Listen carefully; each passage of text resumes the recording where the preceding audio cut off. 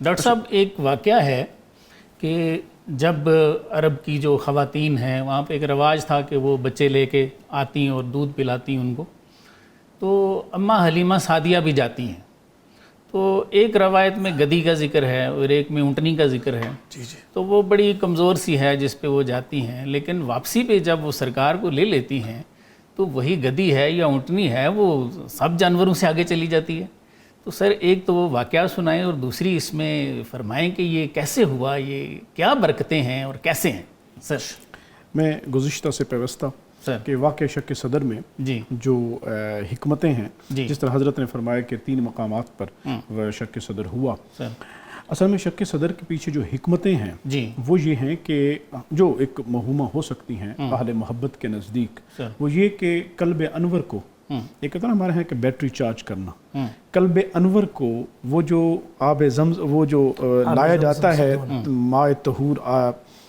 کیا کہتے ہیں کہ حوض کوثر سے، اور اس سے جو دھویا جا رہا ہے اور پھر فرشتے جبریل و امین اپنے ہاتھوں سے دھو رہے ہیں، بنیادی طور پر یہ انوار و تجلیات کہ جو اللہ جل مجدہ کی بارگاہ سے جو انوار و تجلیات ہونی ہیں، ان انوار و تجلیات کے لیے تیار کیا جائے، اور پھر وہ جو نبوت عطا ہو رہی ہے، پھر اب نبوت کے بعد وہ سلسلہ جو پیغام کا اب چلے گا، تو اس پیغام کے لیے پھر تیار کرنا ہے، تو پھر شک صدر ہو رہا ہے۔ اور پھر معراج کی رات کو جب آپ عالم بالا کا سفر ہونا ہے، اور پھر جبریل امین نے رک جانا ہے، اور پھر عالم بالا کا اگلا سفر حضور نے ہی کرنا ہے، اور پھر وہاں پر جو انوار و تجلیات ہونی ہیں، اس انوار و تجلیات کے لیے بھی قلب انور کو تیار کیا جائے، تو پھر شک صدر ہو رہا ہے۔ یہ بنیادی طور پر اللہ جل مجدہ کی بارگاہ کا جو قرب ہے، اسلاف تو یہ لکھتے ہیں کہ یہ سفر کبھی ختم ہی نہیں ہوتا، یہ باللہ مع اللہ فی اللہ، یہ سفر ہمیشہ تاجر۔ اور پھر جب بات آ جائے سید الانبیاء والمرسلین کی، خاتم النبیین کی، تو پھر جہاں پر معاملہ وہ آ جائے کہ اے محبوب وللآخرۃ خیر لک من الاولی، کہ آپ کا ہر آنے والا لمحہ آپ کے گزرے ہوئے لمحے سے بہتر ہوگا، تو پھر جہاں یہ معاملات ہوں تو پھر تیار تو کرنا ہوتا ہے، تو یہ پھر بنیادی طور پر یہ ان تجلیات اور انوار کی ایک تیاری تھی۔ اب آپ کا سوال جو تھا، اس میں کوئی شک نہیں کہ جب وہ عورتیں بچوں کو لینے آیا کرتی تھیں، اور جب سب کو ایک مل گیا، تو حضرت دائی حلیمہ جو تھیں وہ پریشان کے غریب تھیں، غربت کی وجہ سے ان کو کسی نے دیا نہیں، تو راستے میں حضرت سیدنا عبد المطلب مل گئے، اور جب حضرت سیدنا عبد المطلب سے نے آپ کا نام پوچھا تو کہا حلیمہ سعدیہ، تو بہت خوش ہو گئے کہ حلم بھی ہے، اور پھر پوچھا کس قبیلے سے ہو؟ بنو سعد سے ہوں، کہا واہ سعادت مندی بھی ہے، تو آپ نے فرمایا آ جاؤ، میں اپنا بیٹا جو ہے لخت جگر آپ کو دیتا ہوں۔ اور پھر جب وہ لے کے گئی، حضرت دائی حلیمہ فرماتی ہیں کہ میں جب گئی تو حضرت بی بی آمنہ نے پنگوڑے کی طرف اشارہ کیا، آپ فرماتی ہیں کہ میں نے ایسا حسین و جمیل بچہ مکھڑا پہلے کبھی دیکھا ہی نہیں تھا، اور جب میں نے آپ کے سینے اقدس پہ اپنا ہاتھ رکھا، آپ نے آنکھیں کھولی اور مسکرائے۔ حضرت حلیمہ سعدیہ فرماتی ہیں کہ آپ کے رخسار لب مبارک سے نور کی وہ کرن میں نے آسمانوں کی طرف جاتے ہوئے خود دیکھی۔ تو پھر کہتی ہے کہ میں نے جب اٹھایا تو حضرت آمنہ میرے پاس آئیں اور آ کر مجھے کہا کہ حلیمہ یہ میرا بچہ کوئی عام بچہ نہیں ہے، میں نے اس کی ولادت سے پہلے میں نے کئی بشارتیں دیکھی ہیں، اور پھر فرمایا کہ جس رات آپ کی ولادت تھی، پھر وہاں پہ فرمایا کہ ایک جو آپ کے جو ایک اہل عرب کا ایک تھا کہ بھی اس کے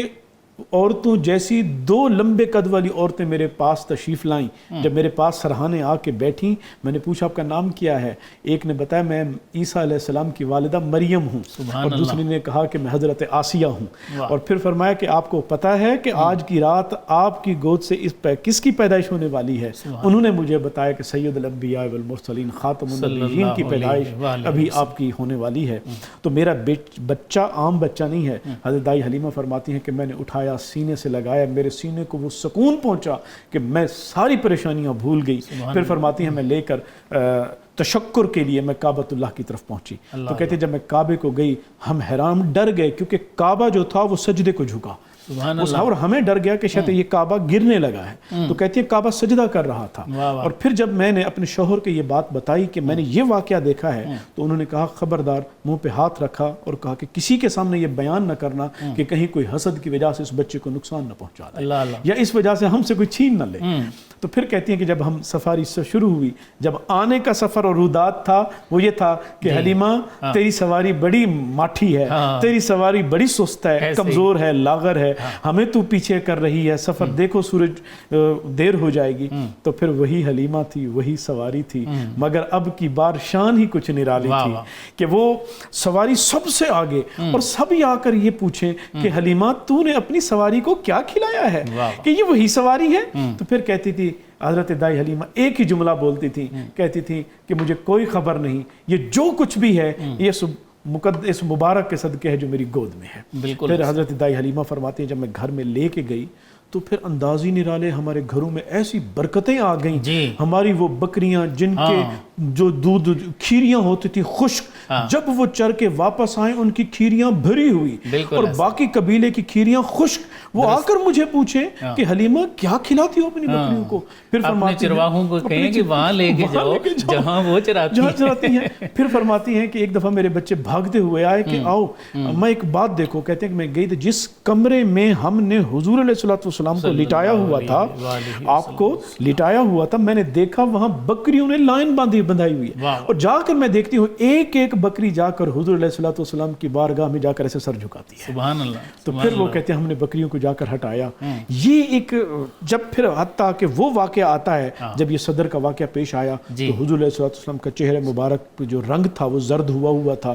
تو پھر ڈر گئے، تو پھر یہ لے کر حضرت آمنہ کی خدمت میں حاضر ہوئے اور آ کر عرض کی کہ یہ معاملہ پیش آیا۔ تو پھر اس وقت بھی ہاتھ پکڑا حضرت آمنہ نے کہ کہا کہ میرا بچہ یہ عام بچہ نہیں، یہ مجھے اس طرح کی بشارات ہوئی تھی۔ تو تب جا کر پھر وہ حضور علیہ السلام کو حضرت بی بی آمنہ رضی اللہ تعالیٰ عنہ کے حوالے کیا، اور پھر وہ دوبارہ وہاں سے پھر وہ سفر یثرب کا شروع ہوا کہ والد کی قبر پہ حاضری دینی ہے، پھر وہ آگے کا سارا سفر ہوا۔ بالکل